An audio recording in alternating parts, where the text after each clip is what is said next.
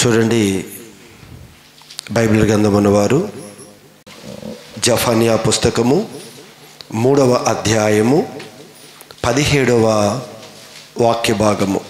నీ దేవుడైన యెహోవా, నీ దేవుడైన యెహోవా.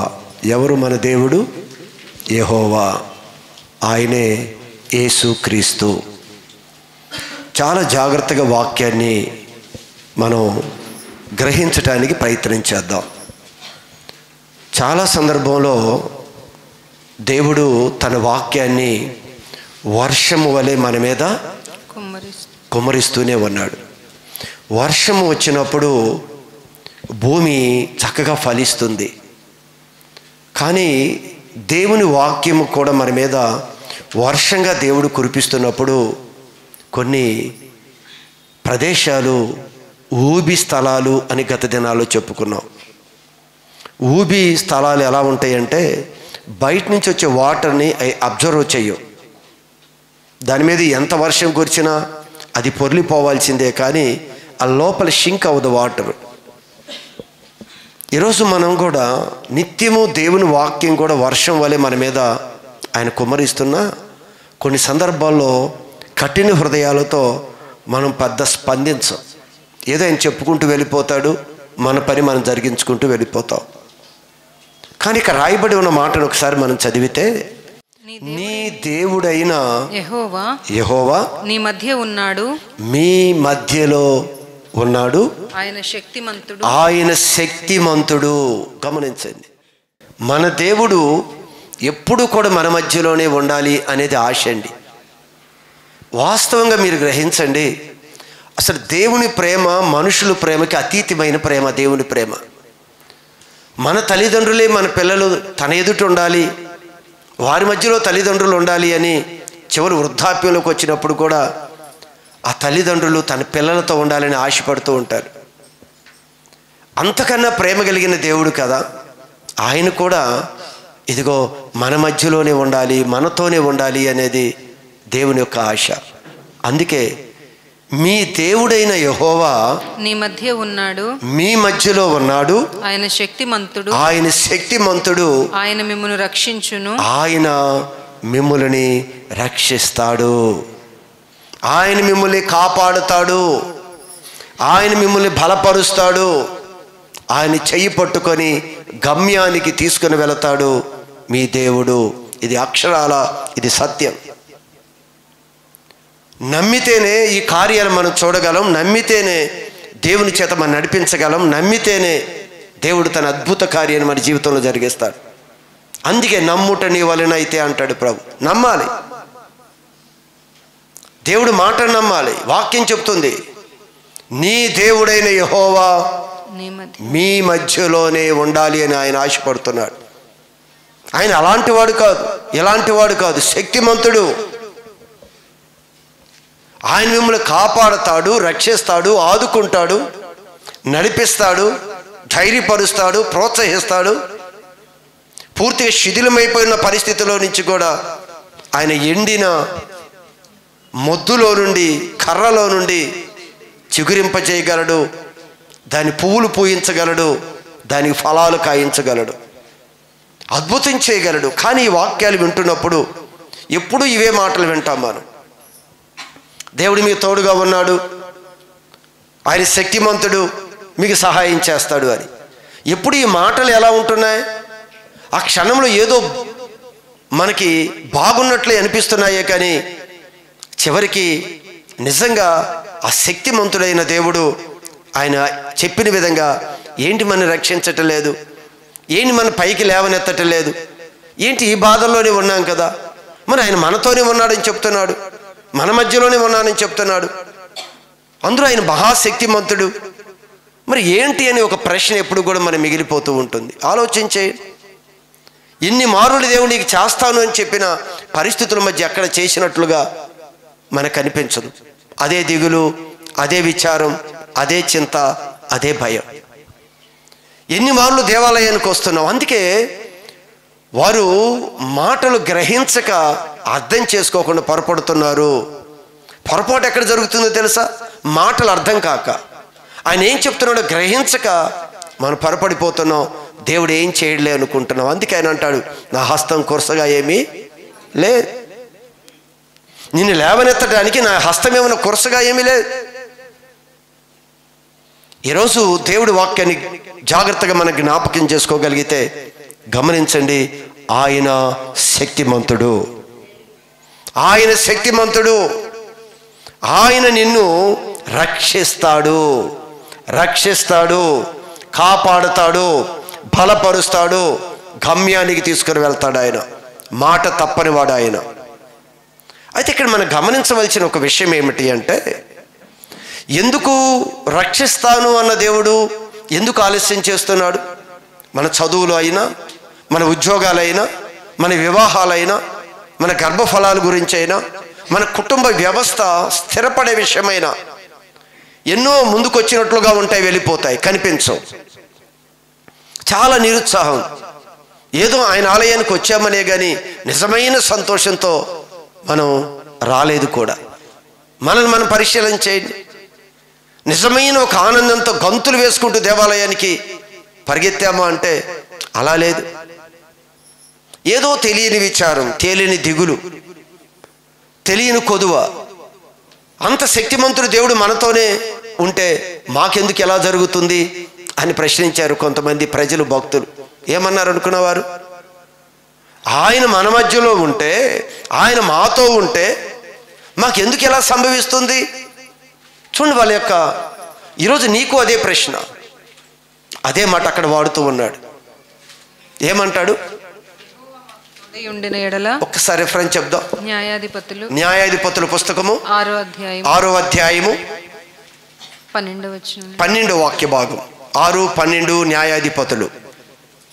యెహోవా దూత గిద్యోనుకు కనబడి, యెహోవా దూత గిద్యోనికి కనిపించి, పరాక్రమము గల బలాఢ్యుడా అంటే పరాక్రమము కలిగిన బలాఢ్యుడా, యెహోవా నీకు తోడై ఉన్నాడని, యెహోవా నీకు తోడుగా ఉన్నాడు అని అతనితో అనగా, అతనితో చెప్పాడు. ఈరోజు చెప్తున్నాడు కదా, ఈరోజు చెప్తున్నాడు కదా, ఆయన శక్తిమంతుడు, ఆయన మీ మధ్యలో ఉన్నాడు, ఆయన మిమ్మల్ని రక్షిస్తాడు, కాపాడుతాడు అని ఈరోజు ప్రభు ఎలా మాట్లాడుతున్నాడు, ఆ రోజు గిద్యోనుతో మాట్లాడాడు దేవుడు. గిద్యోను, దేవుడు నీతో ఉన్నాడు, నువ్వు పరాక్రమ కలిగిన బలాఢ్యుడివి, అధైర్యపడకో, కృంగిపోకో, ఆయన నీతో ఉన్నాడు, నేను రక్షిస్తాడు, నీ ప్రజలను రక్షిస్తాడు అని ఆ రోజు భక్తుడైన గిద్యోనుతో అంటున్నప్పుడు, గిద్యోను చిత్తము నా ఏలినవాడా, చిత్తము నా ఏలినవాడా, యెహోవా మాకు తోడై ఉండిన ఎడల, దేవుడైన యెహోవా మాకు తోడుగా ఉండిన ఎడల ఇదంతయు మాకేలా సంభవించేను? ఏంటయ్యా మరి పరిస్థితి అంతే. నిజంగా ఆయన మా తోడుగా ఉంటే ఏది రక్షించలేదే, కాపాడలేదే, సహాయం చేయలేదే, విడిపించలేదే,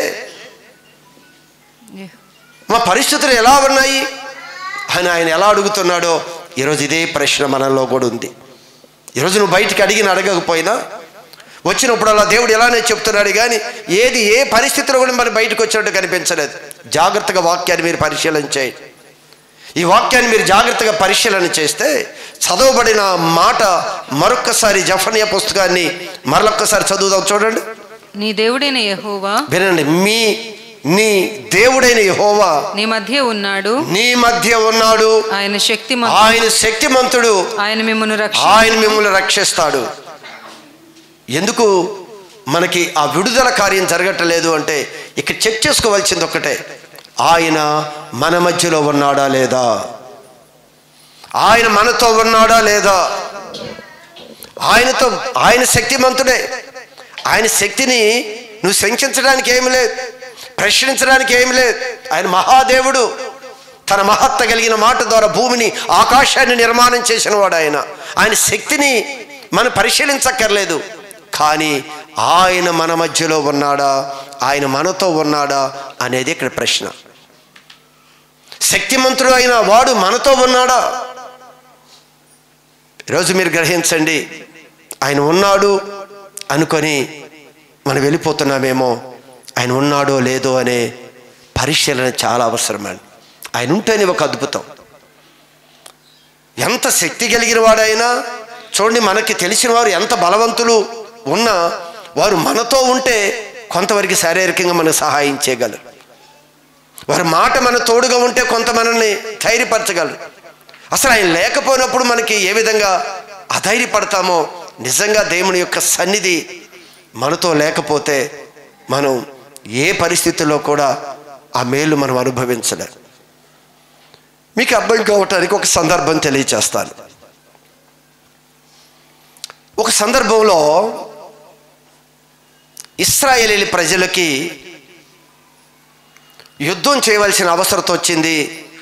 ఒకసారి సమూయేలు మొదటి పుస్తకము చదువుకున్నాం కదా మనం ఇక్కడ.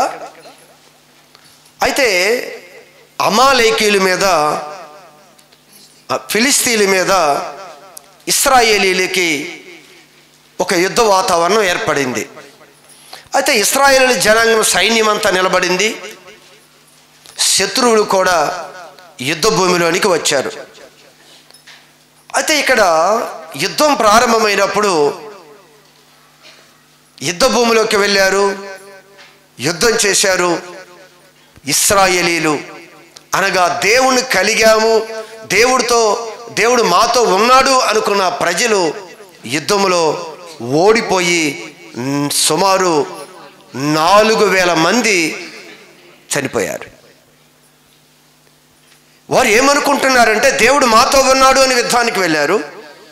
దేవుడు అత్యధికమైన విజయాన్ని ఇంతకుముందు ఇచ్చాడు, మాకు ఇస్తాడు అనుకొని వెళ్ళారు.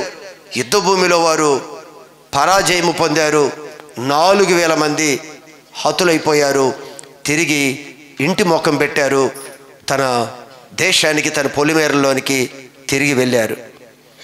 వెళ్ళినప్పుడు ఆలోచించేశారు, మన దేవుడు శక్తిమంతుడు కదా, మన దేవుడు బలవంతుడు కదా, మరి ఎందుకు ఓడిపోయాం మనం? అసలు ఈ ఓటమికి కారణం ఏంటి? ఆయన సహాయం చేస్తానని చెప్పాడు కదా, ఆయన రక్షిస్తాను అని చెప్పాడు కదా, మనం ఏంటి ఓడిపోయాం అని వారందరూ ఆలోచించేయటం ప్రారంభించారు. అయితే అక్కడున్న పెద్దలు వారందరూ కూడి ఆలోచన చేస్తున్నప్పుడు ఒక విషయం గుర్తుకొచ్చింది వారికి. ఇదిగో, దేవుడు మన మధ్యలో ఉంటే ఈ విజయం వస్తుంది మనకి. కనుక మనం ఒక పని చేద్దాం, దేవుని యొక్క మందసాన్ని ఇదిగో యుద్ధ భూమిలోకి తీసుకొని వెళదాం. ఎప్పుడైతే దేవుని మందసం యుద్ధ భూమిలోకి వస్తుందో గొప్ప జయం వస్తుంది అని వారికి ఆలోచన చేశారు. వారి ఆలోచన మంచిదే. వారికి ఏమర్థమైంది అంటే దేవుడు మనతో ఉంటే అద్భుతం జరుగుతుంది అని తెలుసు. కానీ దేవుడు వారి మధ్యలోనికి రావటానికి ఏం చేయాలో వారికి తెలియదు. ఈరోజు నీవు నేనైనా సరే దేవుడు మనతో ఉంటే దేవుని కార్యాలు జరుగుతాయని తెలుసు. కానీ ఆ దేవుడు మనతో ఎలా ఉంటాడు, ఏం చేస్తే ఆయన మనతో ఉంటాడు అనేది మనకైతే అర్థం కాలేదు, వారికి అర్థం కాలేదు. అందరూ కూడారంట. ఒకసారి చదవండి. జనులు పాళెములోనికి తిరిగి అందరూ కూడా యుద్ధంలో ఓడిపోయి పాలెములోనికి తిరిగి రాగా ఇశ్రాయేలీల యొక్క పెద్దలు యెహోవా నేడు మనలను ఫిలిష్తీయుల ముందర ఎందుకు ఓడించాడు? ఓడిపోయాం కదా, ఎందుకు దేవుడు వారి చేతులకు అప్పగించాడు? ఎందుకు 4,000 మంది హతులైపోయాం? ఎందుకు ఈ ఓటమి వచ్చింది అని షిలోహులో ఉన్న అని వారు ఒక ఆలోచన ఏం చేస్తున్నారంటే, షిలోహులో ఉన్న యెహోవా నిబంధన మందసమును, దేవుడైన యెహోవా నిబంధన మందసమును మనము తీసుకొని మన మధ్యలో ఉంచుకుందాం. మన మధ్యలో ఆయన ఉన్నాడు. ఉంటే కదా ఆ శక్తిమంతుడు పనులు జరిగేది. ఈయన ఎలా తీసుకొని వస్తున్నారంటే మందసాన్ని తీసుకొని వారి మధ్యకి తీసుకురావటానికి వారు ప్రయత్నం చేశారు. అది మన మధ్య ఉండిన ఎడల, అది మన మధ్యలో ఉంటే అది మన శత్రువు చేతిలో నుండి మనలను రక్షిస్తాడు. ఇది వాస్తవం. ఏది వాస్తవం? ఆయన మన మధ్యలో ఉంటే శత్రువుల నుంచి మన కాపాడుతాడు, వ్యాధి నుంచి ఆయన మన కాపాడుతాడు, ప్రతి బలహీనత కష్టంలో నుంచి ఆయన బయటికి తీసుకొని వస్తాడు. ఏది మన వల్ల కాలేదో దేవుడు అది చేసి చూపిస్తాడు ఆయన. ఇది వాస్తవం. ఆయన ఉంటే జరిగే పరిస్థితులు వాస్తవం. కానీ వీరు అనుకున్నారు మందసాన్ని తీసుకొని వచ్చి ఆ ప్రదేశానికి తీసుకొద్దాము అనుకున్నారంట. కాబట్టి జనులు షిలోహునకు కొందరిని పంపి షిలోహునికి కొంతమందిని పంపించి అక్కడ నుండి కెరూబుల మధ్య ఆసీనుడయుండు సైన్యములకు అధిపతియగు యెహోవా నిబంధన మందసమును తెప్పించారు. కెరూబుల మధ్య ఉన్న ఆ మందసాన్ని మేము ఓడిపోతున్నాం, దేవుని సన్నిధి మా మధ్యలో ఉంటే విజయం వచ్చింది అని ఆ మందసాన్ని వారి మధ్యకి తెప్పించారు. యెహోవా నిబంధన మందసము, దేవునికి నిబంధన మందసము దండులోనికి రాగానే ఇశ్రాయేలీయులందరూ భూమి ప్రతిధ్వనినిచ్చునంత భూమి ప్రతిధ్వని ఇచ్చే విధంగా గొప్ప కేకలు వేశారంట. ఇదిగో దేవుడు మన మధ్యలోకి వచ్చాడు, దేవుడు మన మధ్యలో ఉన్నాడు. అంతకుముందు ఏమన్నా భయముతో భీతితో అయ్యో 4,000 చంపారే, మనం ఎలా యుద్ధానికి వెళ్తామని భయపడుతున్న వీరు ఎప్పుడైతే మందసం వారి మధ్యలోకి వచ్చిందో వారికి తెలియని ఒక ధైర్యం. ఈరోజు నీవు నేనైనా సరే దేవుడు మనతో ఉన్నప్పుడు మనలో ఉన్న ధైర్యం ఎప్పుడైతే ఒకవేళ దేవుడు మనతో లేడు ఎడబాశాడని తెలిస్తే భయము భీతే మనకి మిగులుతుంది. ఎప్పుడైతే మందసం వచ్చిందో వెంటనే ఎంత ఆర్భాటంతో స్తుతించారో తెలుసా? భూమి ప్రతిధ్వనించే విధంగా గొప్పగా దేవుణ్ణి కీర్తించారు, ఘనపరుస్తున్నారు, మహింపరుస్తూ ఉండగానే ఫిలిస్తీయులు శత్రువులు ఆ కేకలు, ఆ స్తుతులు, ఆ ఆనందాన్ని విని ఇంతకు ముందైతే మౌనంగా వచ్చారు, భయంతో వచ్చారు. ఇప్పుడు ఎలా వస్తున్నారు? ఆనందంతో కేకలు వేసుకుంటూ స్తుతించుకుంటూ వస్తున్నారు. ఈ చప్పుడు వారికి వినిపించిందంట. హెబ్రీయుల దండులో ఈ గొప్ప కేకల ధ్వని ఏమని అసలు కేకలకి కారణం ఏంటి?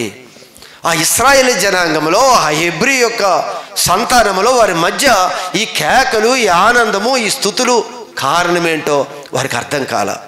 సమాచారము కొరకు పంపించారు. ఒక సమాచారం వచ్చింది వారికి. యెహోవా నిబంధన మందసము, దేవుడి యొక్క నిబంధన మందసము దండులోనికి వచ్చింది అని తెలుసుకొని శత్రువులకి తెలిసిపోయింది. ఏమిటి ఆనందమో తెలుసా? వారి దేవుని మందసము వారి మధ్యలోనికి వచ్చింది. అందుకే వారి ధైర్యం, ఆనందం. ఎప్పుడైతే ఆనందం చూశారో వారిలో ఉన్న జడిసి వీళ్ళేం చేశారంట? భయపడిపోయి దడిసి దేవుడు దండులోనికి వచ్చెను అనుకొని అయ్యో మనకు శ్రమ. శత్రువు ఎప్పుడు భయపడతాడో తెలుసా? నీ పక్షాన దేవుడు ఉన్నప్పుడు శత్రువు భయపడతాడు. ఏ తెగులు నీ గుడారము ఎప్పుడు సమీపించదో తెలుసా? దేవుడు నీతో ఉన్నప్పుడు శత్రువు చూశారా?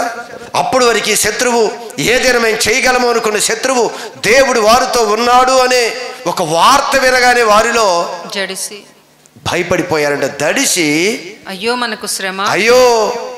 మనకు శ్రమ మహాశూరుడగు ఈ దేవుని చేతిలో నుండి. వాళ్ళు చెప్తారు మహాశూరుడు, అన్ని జనాంగం చెప్తారండి నీ దేవుడు యొక్క గొప్పతనం ఏంటో. మనకు అర్థం కాల. అన్ని జనాంగం చెప్తా నీ దేవుడు ఎంత గొప్పవాడో. వారందరూ చెప్తున్నారు మహా సూర్యుడగు ఈ దేవుని చేతిలో నుండి మనల్ని ఎవరు కాపాడతారు? వెంటనే శత్రువుకి భయం వేసింది. ఈరోజు గమనించండి, దేవుడు మనతో ఉంటే, దేవుడు మన పక్షాన ఉంటే అప్పుడు మనకి రక్షణ, అప్పుడు మనకి విడుదల, అప్పుడు మనకి సహాయం. కానీ వీరు దేవుడు ఎందుకు మన మధ్యలో లేడు, ఎందుకు దేవుడు మన మధ్యలో నుంచి దూరం అయిపోయాడు, ఎందుకు 4,000 మంది హతులయ్యారు అని వారి ఆలోచన అర్థమైంది. కానీ స్పష్టంగా అర్థం కాలేదు వారికి. ఎందుకు మనం ఓడిపోయాం, 4,000 మంది ఎందుకు హతులైపోయారు, యుద్ధ భూమిలో ఎందుకు అపజయం మనకి అని ఆలోచన చేశారే కానీ వారికి తెలిసినట్టే తెలుస్తుంది. కానీ అసలు వాస్తవాన్ని వారు గ్రహించలేక ఒక్క మందసాన్ని మాత్రమే వారు పట్టుకొచ్చారు. ఈరోజు కూడా నీ భయం వేస్తున్నప్పుడు, నువ్వు కృంగిపోతున్నప్పుడు, ఏదో చేస్తున్నప్పుడు ఇదిగో బైబిల్ గ్రంథం తీసుకొని వచ్చి మన తల కిందో మన దగ్గర పెట్టుకుంటే ఈ నిబంధన గ్రంథాన్ని మన ముందు పెట్టుకుంటే విజయం వస్తుంది అని మనం ఎలా అనుకుంటున్నామో వారు కూడా మందసాన్ని మధ్యకి తెచ్చుకొని దేవుడు ఉన్నాడు అనుకుంటున్నారు. ఈరోజు మాట్లాడతారు, దేవుడు వాక్యమై ఉన్న దేవుడు, దేవుడు వాక్యమై ఉన్న దేవుడు. ఈ వాక్యం మన మధ్యలోనికి వస్తే, ఈ బైబిల్ మన మధ్యలో ఉంటే సాతాను పారిపోతాడు అని, అపవాది ఓడిపోతాడు అని, అనారోగ్యం పోతుంది అని మనం కూడా ఈ నిబంధన గ్రంథాన్ని మన చేతుల్లో పెట్టుకొని ఏదో శత్రువుని జయించాలని ఈ గ్రంథం మాత్రం మన చేతిలో పెట్టుకుంటే సాతాను అలా పారిపోడు. మందసం తీసుకుని వచ్చిన మాట వాస్తవమే, మందసాన్ని బట్టి అందరికీ ధైర్యపడిన మాట వాస్తవమే, శత్రువు కూడా భయపడిన మాట వాస్తవమే. కానీ శత్రువు చేతిలో మరలా ఓడిపోయి పరాజయమై పారిపోయారు. మరలా దేవుని మందసం వారి మధ్యలోకి వచ్చినంత మాత్రాన వారికి విజయం రాలేదు. ఈరోజు మనం ఏమనుకుంటున్నామో తెలుసా? అసలు ఎందుకు ఆయన మన ఎడబాచాడు, ఎందుకు మనకు దూరం అయిపోయాడు, అసలు కారణం ఏంటో మనం గ్రహించామా? అసలు ఏమీ గ్రహించకుండా ఏదో బైబిల్ పట్టుకొని ఏదో నూనె రాసుకొని ప్రార్థన చేసుకొని ఏదో చేసేస్తాం. ఎలా? మన మధ్యలోకి నూనె తీసుకొని వస్తే దేవుడు వచ్చాడా? బైబిల్ తీసుకొని వస్తే దేవుడు వచ్చేసాడా? వారి నిబంధన మందసాన్ని తీసుకొని వచ్చారు మధ్యలోనికి. వారు రాగానే దేవుడు ఉన్నాడనే ఒక మంచి ధైర్యంతో స్తుతించారు. మనం కూడా అంతే, ఇదిగో దేవుడు ఉన్నాడు అని దీన్ని బట్టి ధైర్యపరచుకొని కొన్నిసార్లు ఏదో దేవుని స్తుతిస్తాం. కానీ తీరా మన కార్యాలు జరిగినప్పుడు మేము ఇలా చేసాం అలా చేసాం అయినా జరగలేదు. అలా చేస్తే జరగవు. 1,000,000 సార్లు నువ్వు స్తుతులు చెప్తే జరగదు. ఇది మన భ్రమ. 1,000,000 సార్లు స్తుతులు చెప్తే ఏదో కార్యం జరిగిపోతుంది అని, బైబిల్ ఏదో పెట్టుకుంటే కార్యాలు జరిగిపోతాయని, ఏదేదో జరిగిపోతాయని అనుకొని ఒక భ్రమలో ఉన్నాం. అందుకే ఓడిపోయారు వారు. ఈరోజు మన అపజయానికి కారణం అదే. మన అపజయానికి కారణాలు ఇవే. ఎన్ని మార్లు దేవుడు తన యొక్క విషయాన్ని తెలియజేసినా మనం గ్రహించలేని పరిస్థితి. చివరికి యుద్ధ భూమిలో నుండి మందసమేమన్నా ఎక్కడికి వెళ్ళింది? శత్రువుల చేతిలోకి వెళ్ళిపోయింది.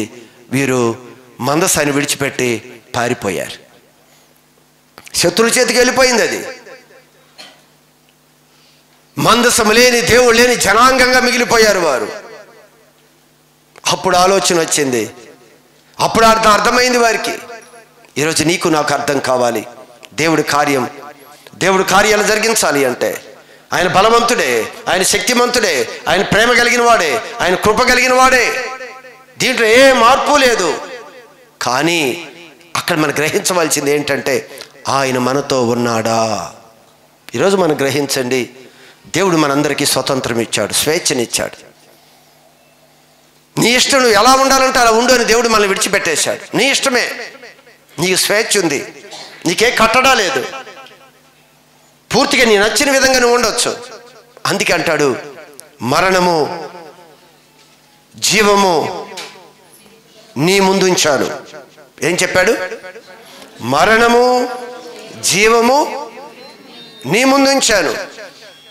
ఏదో తీసుకో, నువ్వు ఏ వైపు వెళ్ళాలో నువ్వు వెళ్ళిపో. ఏ కండిషన్, ఏ ఇబ్బంది లేదు. నీకు ఫ్రీడమ్ ఇచ్చాడు మనకి. నువ్వు ఎలా వెళ్తా వెళ్ళు. ఇదిగో ఇది జీవ మార్గం, ఇదిగో ఈ మార్గంలో మరణం ఉంది, ఈ మార్గంలో నీకు ఇబ్బందులు ఉన్నాయి, ఈ మార్గంలో కొన్ని సంఖ్యలు ఉన్నాయి, ఈ మార్గం జీవ మార్గం. రెండు మన ముందు ఉంచాడు. రెండిట్లో నువ్వు ఎటు నడవాలనుకుంటే అటు నడవని ప్రభువు చెప్పాడు. అందుకే కొరింథీయులకు రాసిన మొదటి పత్రిక ఒక్కసారి మీరు చూడండి. ఈరోజు రెండు మన ముందు పెట్టినప్పుడు దేవుడు మనం ఏం చేస్తున్నామో ఒకసారి ఆలోచించండి. మన ఫ్రీడమ్ ఉంది కదా, పిల్లలు చెప్తున్నా స్వేచ్ఛ ఉంది, నా ఇష్టం, నా దేహం, నా ఇష్టం, నేను ఏదైనా చేసుకుంటాను. ఈ దేహం ఏమంటాడు తెలుసా? మనిషి ఏమంటాడు? ఈ దేహం నాది, ఈ దేహం నాది. ఎవరిది? ఎవరిది? అది మర్చిపోయి ఇది నాది, ఇది నాది, నా ఇష్టం వచ్చింది చేస్తాను, నా ఇష్టానుసారంగా ఈ దేహంతో నేను చేస్తాను అని దీని గురించి మనం మాట్లాడతాం. ఆయన అంటాడు, అది నీది కాదు, అది నాది, అది నాది. అందుకే ఇక్కడ కొరింథీయులకు రాసిన మొదటి పత్రిక 6వ అధ్యాయం 12వ వాక్య భాగంలో గత దినాల్లో చెప్పాను, మరొకసారి వచనాన్ని మీకు రిపీట్ చేస్తాను. అన్నిటి యందు అన్నిటి యందు నాకు స్వాతంత్రము కలదు. నాకు స్వాతంత్రము కలదు. అన్నిటి యందు స్వాతంత్రము కలదు. కానీ క్రైస్తవుడు ఒకరు గుర్తుపెట్టుకోవాలి, మనిషికి అన్నిటి యందు స్వాతంత్రం ఇచ్చాడు దేవుడు. కానీ ఈరోజు క్రైస్తవుడితో చెప్తున్నాడు, కానీ అన్నీయు చేయదగినవి కావు. అన్నీ కూడా చేయదగినవి కావు. అన్నీ చేయదగినవి కావు. మరలేమంటాడు? అన్నిటి యందు నాకు స్వాతంత్రము కలదు. నాకు స్వాతంత్రము కలదు.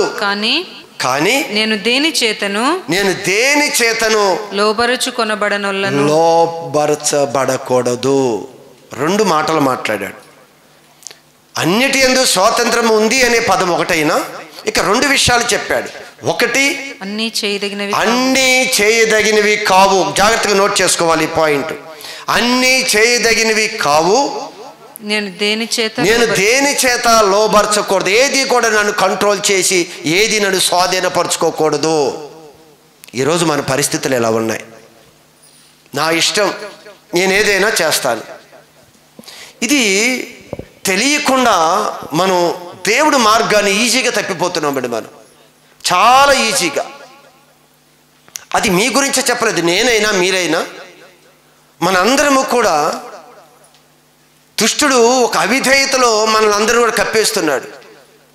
మనం అవిధేయతలో ఉన్నామే, దేవుడి మాట వినటం లేదే, దేవుడు ఒక మార్గం చెప్తున్న మార్గాన్ని వెళ్ళటం లేదే అనేది గ్రహింపు లేని విధంగానే మనం ఉన్నాం. ఆ గ్రహింపు లేదు మనకి. మీరు ఆలోచన చేయండి. ఆయన అంటారు, అన్నిట్లో మీకు స్వాతంత్రం ఉంది, అన్నీ చేయదగినవి కావు. నా ఇష్టానుసరి నేను చేసేస్తాను, నా శరీరం, నా ఇష్టం, నా బలం, నా డబ్బు ఒప్పుకోడు ఈయన. అంది చాలా ఖచ్చితంగా, ఖండితంగా రెండు విషయాలు చెప్తున్నాడు ఆయన. అన్నీ చేయదగినవి కావు. అన్నీ నువ్వు చేసుకుంటూ వెళ్ళిపోతే నువ్వు దేనికో దానికి నువ్వు బానిసైపోతావు, లోబడిపోతావు. ఇక దాని నుంచి నువ్వు బయటికి రాలేవు. అపవాది ఉచ్చు బిగిస్తాడు. అది ఎలాంటిదైనా సరే, అది చిన్నదో పెద్దదో, మనం నిర్లక్ష్యంగా మనం అడుగులు వేసి ఎక్కడో మనం చిక్కుకుపోతున్నాం. దానిలో రావాలి అని ఆలోచన కూడా మనకి తెలియదండి. ఒకవేళ మన ట్రాక్ తప్పిపోయాము అనే ఆలోచన మనకి రాదండి. ఒక భ్రమలో ఉండిపోతాం, బయటికి రాలేం. ఒక బలహీనత. తాగే వ్యక్తిని మనం అంటాం, వేరే ఎన్నిసార్లు చెప్పినా నీకు బుద్ధి ఉండదా అని. అతను దానిలో నుంచి, మొత్తులో నుంచి రాలేని పరిస్థితి.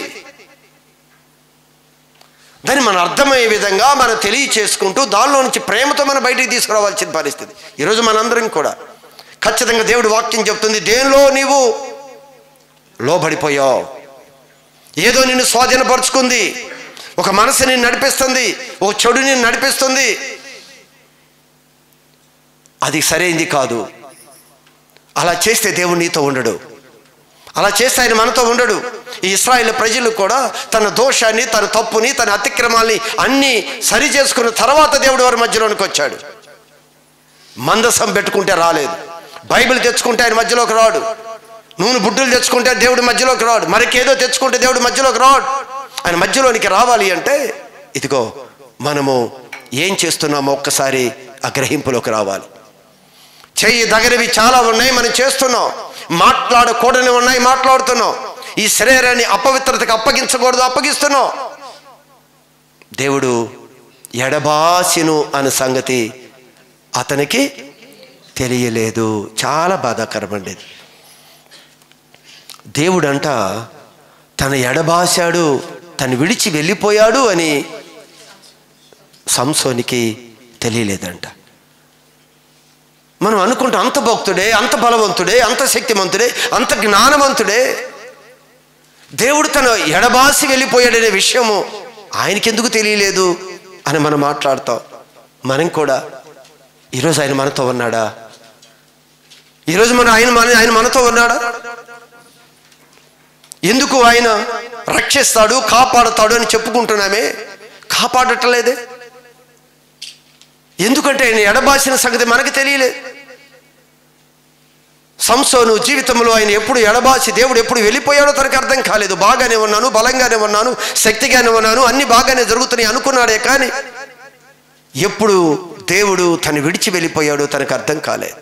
ఈరోజు మన జీవితంలో కూడా ఎందుకు వెళ్ళిపోయాడో గ్రహించి ఏ చెయ్యకూడదు మనం ఏం చేస్తున్నామో, చెయ్యవలసింది ఏది మనం చేయటం లేదో అంటున్నాడు. చెయ్యగలిగినది నువ్వు చెయ్యకపోయినా కూడా పాపమే, చెయ్యకూడనిది నువ్వు చేస్తే అది కూడా పాపమే. అవును, అర్థమవుతుందా? చెయ్యకూడనిది నువ్వు చేసినా పాపమే, చెయ్యగలిగినది నువ్వు చెయ్యలేకపోయినా పాపమే. ఎక్కడ బంధించబడ్డావు? ఆయన దూరం అయిపోతున్నాడు, ఆయన ఎడమైపోతున్నాడు ఆయన. ఒకసారి గమనించండి, దేవుడు మనకి ఎంత అవసరమో తెలుసా, ఎంత నీడో తెలుసా? నిజంగా అన్యుడికి తెలియదేమో, ఒక క్రైస్తవుడిగా నువ్వు వెరుగు. అందుకే రాత్రి ఉపవాస దినంలో ఒక మాటను మాట్లాడాం. జీవము కన్నా దేవుని యొక్క కృప ఉత్తమమైనది. జీవము, ఈ లైఫ్, ఈ ప్రాణము, ఈ జీవితము కన్నా దేవుని యొక్క కృప ఉత్తమమైనది. దేవుడు ప్రేమ ఉత్తమమైనది. Unfailing love. ఏలవది ఎప్పుడు తొలగిపోని దేవుని యొక్క ప్రేమ.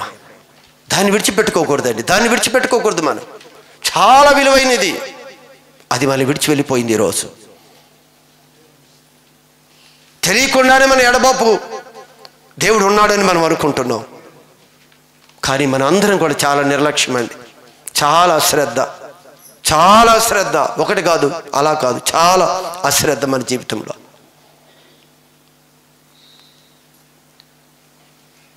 దేవుడు సన్నిధిలో నేను 1 సంవత్సరం దినం గడిపాను. ఒకరోజు వచ్చి ఇంటికి వచ్చి వెళ్ళిపోవటం కాదు, ఉదయం వచ్చి సాయంత్రం వెళ్ళిపోవటం కాదు, నాన్ స్టాప్గా కంటిన్యూగా రోజుకి 24 గంటలు 1 year నేను దేవుడి సన్నిధిలో కూర్చున్న దినాలు దేవుడు కూర్చోబెట్టాడు. ఒక బలమైన పని అప్పగించడానికి, ఆయన ఇంత ఉన్నతమైన ఒక పని నా చేతులకు అప్పగించడానికి, దేవుని సిద్ధపరచడానికి అంత సమయం పట్టింది. నన్ను ఒక రూపంలోకి తీసుకురావటానికి, చెక్కటానికి దేవుడు ఎన్నో చేశాడు. ఒక రూపంలో తీసుకురావటానికి ఎన్నో వాగ్దానాలు చేశాడు. ఎన్నో నేను ఆ ముందు దేవుడు చేసిన వాగ్దానాలు. ఈరోజు ఈ ఉన్నతమైన పరిచర్యకి మిమ్మల్ని అందరినీ తీసుకొచ్చింది ఆయన. ఎవరు పిలవలేదు, ఆయన ఆకర్షించింది ఎవడు కూడా లాడు. నిన్ను ప్రేమిస్తున్నాడు, అందరినీ మన సమకూర్చాడు ఆయన. మనందరినీ ఆయన సమకూర్చింది. అందుకే మనం చదివాం కదా మూలవాక్యంలో, అక్కడ ఏమన్నాడు? మనల్ని రక్షించును ఆయన బహు ఆనందముతో నీ యందు సంతోషించును. నీ యందు తనకున్న ప్రేమను బట్టి. జాగ్రత్త గమనించండి, నీ యందు, నా యందు, మన యందు ఆయనకి ఉన్న ప్రేమను బట్టి ఆయన శాంతం వహించాడు. నీ యందు, నా యందు దేవునికి ఉన్న ప్రేమ ఏం చేస్తుందో తెలుసా? శాంతాన్ని వహించాడు. శీఘ్రముగా శిక్ష రానివ్వలేదు మనకి. ప్రేమిస్తున్నాడు ఆయన.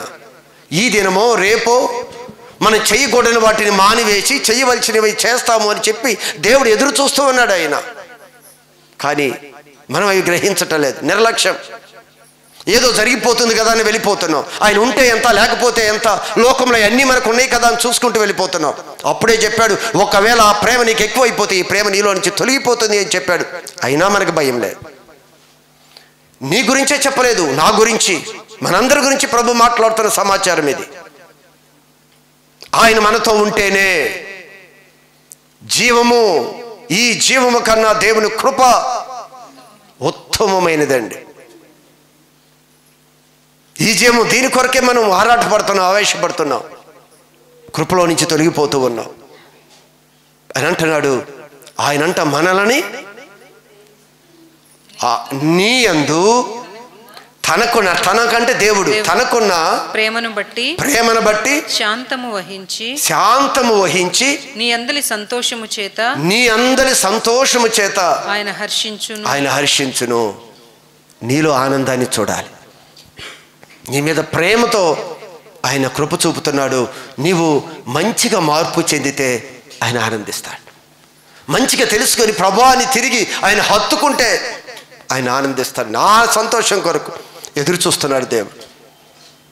మనలో ఆ సంతోషం చూడాలి అని, మనలో ఆ సంతోషం కనపడినప్పుడు దేవుని యొక్క సంతోషం కూడా అమితంగా ఉంటుందని. దేవుడు మనతో ఉంటే ఎప్పుడు ఆ సంతోషాన్ని ఎవడు తొలగించలే.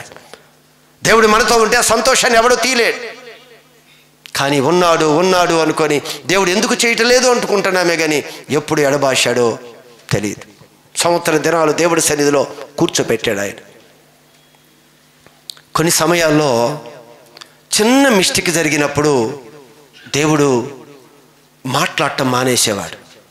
అది న్యాచురల్గా వాస్తవంగా నేను అనుభవించిందే మీతో చెప్తున్నాను.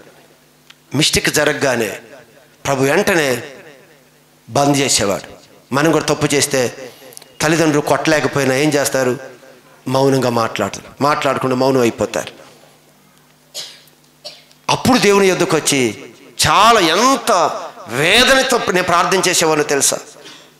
ప్రభా ఎందుకు మాట్లాడట్లేదు?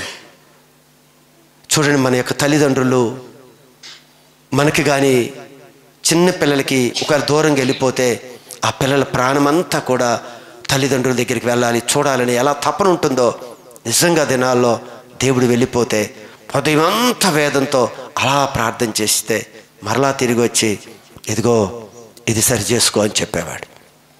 అలా అనుభవాలు ఎన్నో విధాలుగా నాకు నేర్పుకుంటూ ఒకవేళ చేస్తే నేను వెళ్ళిపోతాను అనే ఆ వాస్తవ సత్యాన్ని ఆ దినాల్లో నేర్పుకుంటూ వచ్చాడు.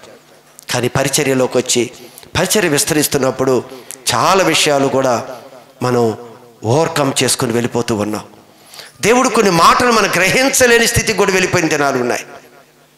ఏం చేస్తున్నామో, మనం చేస్తుంది తప్పో, మనం మాట్లాడుతున్న తప్ప, మన ఆలోచన విధానం తప్ప అనే ఒక స్థితిలో కూడా లేకుండా పూర్తిగా మనం దూరం అయిపోయిన పరిస్థితి. ఈరోజు మనం తృప్తి పడతాం. 2 గంటలు చాలు, ఈరోజు 4 గంటలు ప్రార్థన చేశాం, 2 గంటల వాక్యం, 2 గంటల ప్రార్థన తృప్తి పడుతున్నాం. దేవుడు దాన్ని సంతోషించటం లేదు. అలా చూసుకున్నప్పుడు చాలా చాలా ఒక విధంగా చెప్పాలి అంటే మీ గురించి చెప్తున్న నా జీవితంలో కూడా ఎంతో నిర్లక్ష్యం అయిపోయింది. చాలే ఈ ప్రార్థన చాలు, ఈ 2 గంటలు చాలే, ఈ పరిచర్య భారం కదా, ప్రార్థన ఇది చాలే. దేవుడి సన్నిధిలో అంతా 3 గంటలకు లేచి 6 గంటల వరకు ప్రార్థన చేయమని చెప్పాడు దేవుడు. కొన్ని సందర్భంలో నిర్లక్ష్యం, ఏముంది ఈరోజు అంతా అలసిపోయాం కదా, రాత్రంతా అక్కడ పరిచర్యకి వెళ్ళాం కదా, ఏదో లేటు కలిగిస్తే ఏమైంది, అంత నిర్లక్ష్యమే. కానీ దేవుడి మాట తప్పిపోతున్నాం అనేది మర్చిపోయాం. చాలా చాలా ఒకటి కాదు ఎన్నో రకాలుగా దేవుడు బాధపడేది నా జీవితంలో కూడా. ఈ జరుగుతున్న ఈ సేవా పరిచర్యలో తెలియకుండా తప్పు జరుగుతుంది, తప్పులో ఉన్నామనే ఆ కాన్షియస్లో కూడా లేకుండా వెళ్ళిపోతూ ఉన్నాం. ఈరోజు గుర్తుపట్టాలి మనందరం కూడా, ఆయన మనని వెడబాస్తాడు, ఆయన మనకు దూరం అయిపోతాడు.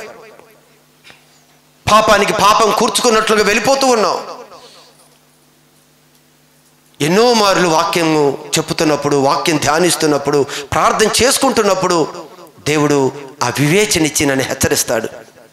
కానీ ఆ మాటలకి నిజమే అనుకొని టెంపరీగా మనం ఏదో సిద్ధపడటం, ఒప్పుకోవటం, తెలియకుండా మరలా అదే ట్రాక్లోకి వెళ్ళిపోవటం, మరలా అదే తప్పులోకి వెళ్ళిపోవటం, అదే మార్గంలో వెళ్ళిపోవటం. ప్రార్థన, వాక్యము, విశ్వాసము, సంఘ పరిచర్య ఎన్నో విషయాలు వదిలిపెట్టేసి ప్రతి విషయంలో కూడా ఒక చెడు మార్గంలోనికి ఎన్ని ఆలోచనలతో మనం వెళ్ళిపోతున్నామో. రాత్రి దేవుడు నాతో మాట్లాడాడు, స్వరంతో ఆయన మాట్లాడాడు. ఆయన మాట్లాడి ఈ గృహానికి దీనికి దూరంగా రమ్మని చెప్పాడు, నీతోనే మాట్లాడాలి అని చెప్పాడు. చాలా భయం వేసింది రాత్రి. ఆ అనుభవాలు నా తొలి సేవా పరిచర్యలో వచ్చిన అదే పరిస్థితికి మరలా దేవుడు తీసుకొని వచ్చాడు. ఎందుకు పిలుస్తున్నాడు నాకు కొన్ని అర్థమైపోతాయి. ఆయన పిలుస్తున్నాడు అనగానే మనకి ఆల్రెడీ వెలిగిపోయిద్ది మనకి, ఇదిగో మన తప్పు ఎక్కడుంది, మన మిస్టేక్ ఎక్కడుంది, ఎక్కడో నిద్ర లేపుతున్నాడు ఆయన. మనకు వాక్యం ద్వారా చెప్పాడు, ఆయన స్వరంతో మాట్లాడుతున్నాడు. అప్పగించిన పరిచర్య, దీని గురించి మన ప్రార్థన బాధ్యత ఏంటి? ఇంత ఉన్నతమైన పరిచర్య అప్పగించినప్పుడు ఈ పరిచర్య గురించిన బాధ్యత ఏంటి? ఎక్కడ ఈ పరిచర్య నిర్లక్ష్యం చేస్తున్నాం? ప్రతి కుటుంబం కొరకు, ప్రతి దినము నిలబెట్టి దేవుని ఎదుట మనం ప్రార్థన చేయాలి. సేవకుడికి దేవుడిచ్చిన బాధ్యత ఇది. మనం ఈరోజు అలసిపోయాము, ఈరోజు మీటింగ్కి వెళ్ళిపోయాము, ఈరోజు సంఘం గురించి ప్రార్థన చేయబోతే ఆయన ఒప్పుకోడు.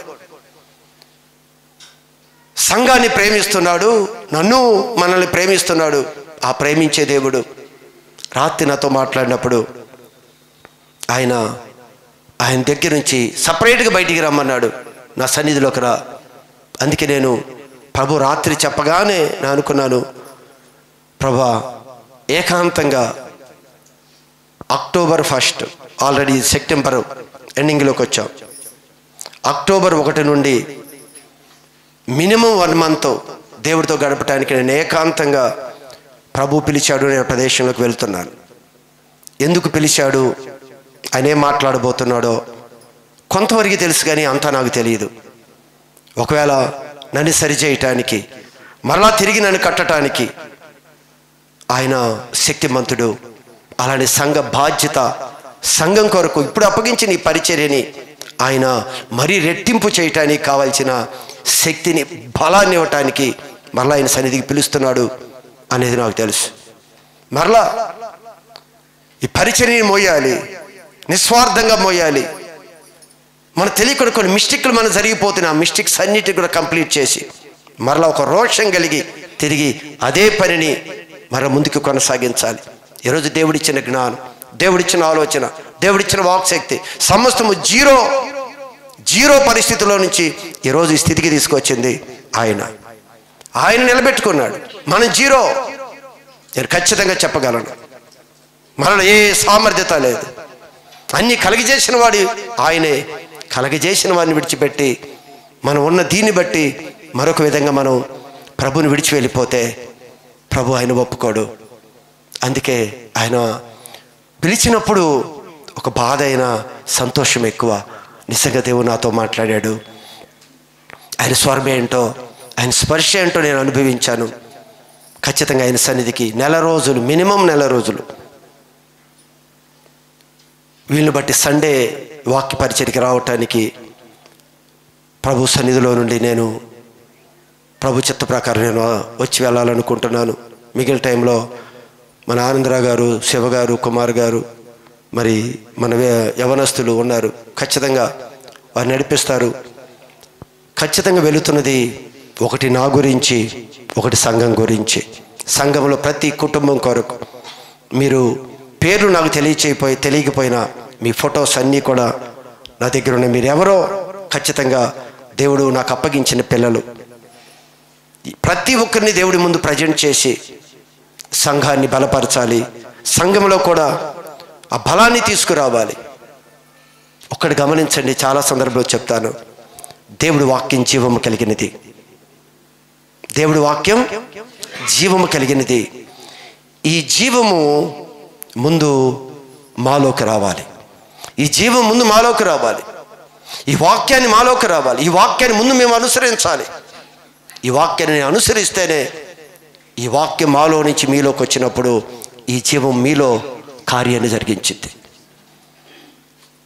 ముందు వాక్యం జీవము కలిగినదే. ఈ జీవము కలిగిన వాక్యం నాలోకి వచ్చినప్పుడు ముందు నేను జీవించబడాలి. నేను వాక్యానికి అనుకూలంగా నేను నిలబడాలి. వాక్యానికి అనుకూలంగా నేను సిద్ధపడాలి. వాక్యం ఏం చెప్తుందో ఆ విధంగా నేను సిద్ధపడినప్పుడే నా మాట వెలువడినప్పుడు అక్కడ అద్భుతం జరుగుతుంది. కుటుంబాలు కట్టబడతాయి, జీవితాలు మార్చబడతాయి.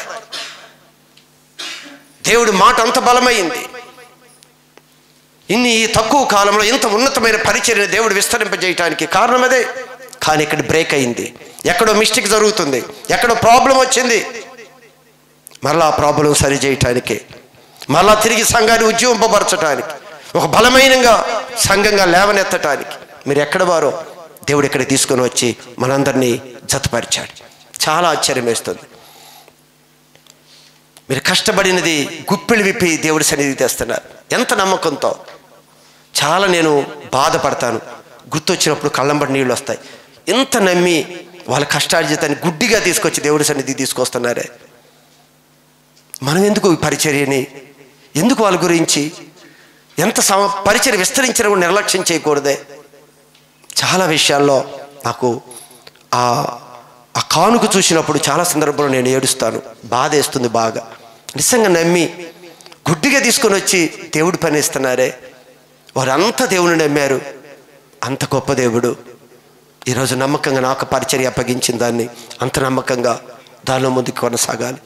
అందుకే ప్రభు సంఘాన్ని ప్రేమిస్తున్నాడు. అందుకే ఆ మాట అంటున్నాడు, ఆయన మన ఎడల. ఒక్కసారి ఆ మాట, ఎంత ప్రేమ!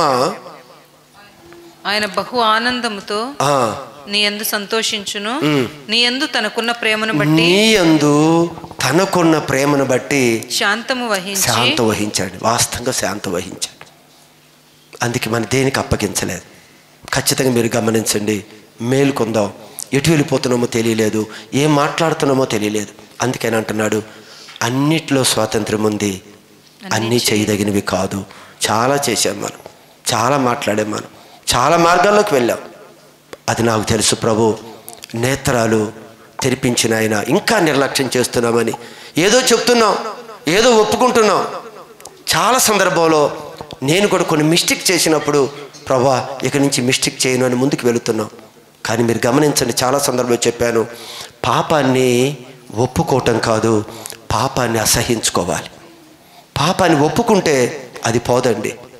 పాపాన్ని ఒప్పుకున్నంత కాలం అది మనం విడిచి వెళ్ళిపోదు. పాపాన్ని అసహించుకున్నప్పుడే దాని మీద జయం వస్తుంది మనకి. చాలా సందర్భం ఒప్పుకుంటున్నాం, వెళ్ళిపోతున్నాం. ఆ నిర్లక్ష్యం నాలో మీలో మనలో ఎవరిలో కనపడకూడదు. ఖచ్చితంగా ప్రభు కొరకు మనం ముందుకు కొనసాగవలసిందే. ఆయన శక్తిమంతుడు. ఏ పరిస్థితుల్లో నుంచైనా ఆయన మన బయటికి లాగుతాడు. చివరికి ఒక వాక్యాన్ని చెప్పి నేను ముగిస్తాను. అన్నీ చేయొద్దు అన్నాడు కదా, అన్నీ చేయదగినవి కావు అన్నాడు. దేనికి నువ్వు లోబరుచుకోవద్దు అన్నాడు. ఇక్కడేమంటున్నాడు, అన్ని విషయముల యందు నాకు స్వాతంత్రం కలదు, నాకు స్వాతంత్రము కలదు, కానీ అన్నీ చేయదగినవి కావు. అన్నిటి యందు నాకు స్వాతంత్రము కలదు, కానీ అన్నీ క్షేమాభివృద్ధి కలుగచేయవు. చూడండి, అన్నీయు నీకు క్షేమాభివృద్ధి కలగచేయవు, నష్టాన్ని కలగచేస్తాయి. అన్నీ క్షేమాభివృద్ధి తీసుకురావు. నువ్వు చెయ్యకూడనివి చేస్తే అది క్షేమాభివృద్ధి కాదు, అది పూర్తిగా మనల్ని నాశనము, పతనం వైపు తీసుకుని వెళతాయి. కనుక అన్నీ చేయగలిగే స్థితి మనకున్న, ఎవరిని తిట్టగలం, ఎవరిని పోట్లాడగలం, బలముంది, ఎవరితోనైనా ఫైట్ చేయగలం, ఏదైనా చేయగలం. కానీ అన్నీ చేయదగినవి కాదు. దేనికి నీవు వశమైపోవద్దు, దేనికి బానిసవద్దు అంటున్నాడు. అన్నీ క్షేమాభివృద్ధిని కలగచేయవు. కనుక ఇవన్నీ కూడా గమనిద్దాం. దేవుడు ఆయన మన మధ్యలో ఉన్నాడు, ఆయన శక్తిమంతుడు, ఆయన మనం రక్షిస్తాడు. ఆయన మన మధ్యలోకి రావటానికి ఈరోజు మన అందరితో మాట్లాడాడు. అందరి పక్షాన ఆయన ఉంటాడు. ఖచ్చితంగా మనతోనే ఉంటాడు. ఆయన మనకు అత్యధికమైన విజయాన్ని ఇస్తాడు. విడవడు, ఎడబాయడు. అందుకే ప్రేమతో గద్దించిన, దండించిన, శిక్షించిన ఆ మాటలకి తల వంచి అవును ప్రభు అని మనం లోబడి సరి చేసుకోగలిగితే మంచి సక్సెస్ఫుల్ జీవితాన్ని మనం జీవిస్తామండి. లైఫ్ సక్సెస్ఫుల్గా ఉండాలి.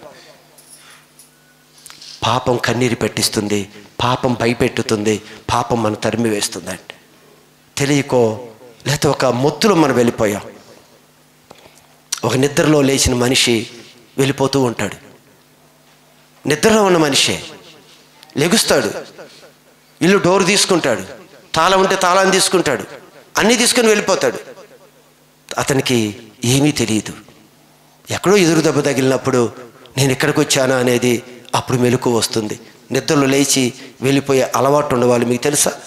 ఉంటారు. వెళతారని తెలుసు, అసలు వెళ్ళిపోతారు. నేను చూశాను, నేను కొంతమందిని చూశాను, కొన్ని చాలా విన్నాను కూడా. నిద్ర మన పక్కనే పడుకుంటారు, లెగుస్తారు, శుభ్రం తలుపు తీస్తాడు, తాళం తీస్తాడు, వెళ్ళిపోతాడు. వెళ్ళిపోయి ఎక్కడికి వెళ్ళిపోతాడు. ఏదో కాలుకో జేలుకో ఏదో తగిలింది అనుకో, అప్పుడు మెలకు నేను ఎక్కడ ఉన్నాను, ఎక్కడికి వచ్చాను. ఈరోజు మనం కూడా ఈ ఆత్మీయ జీవితంలో కూడా వెళ్ళిపోతున్నాం కదా. కొన్నిసార్లు ఆ మైకము, ఆ మొత్తు మనం ఏం చేస్తున్నావో కూడా మనకు తెలియనివ్వదండి. నిజంగా వాస్తవంగా చెప్తున్నాను, అనుభవంతో చెప్తున్నాను. అసలు తెలియనివ్వదు.